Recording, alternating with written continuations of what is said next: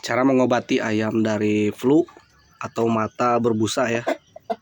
Nah, kemarin ayam-ayam kita sempat flu dan berbusa tuh, yang satu tinggal yang satu lagi ya, karena cuaca lumayan ekstrim. Alhamdulillah kita kasih obat hanya dengan pagi-pagi dikasih bawang putih 1 sihung, dikasih semua ya, dikasih makan aja yang bawang putih, sama sore dikasih tetrakol. Alhamdulillah yang 2 sudah membaik, tinggal yang satu lagi. Nanti kita kasih kita kasih lagi bawang putih. Nah, ini contoh obat tetrakolnya.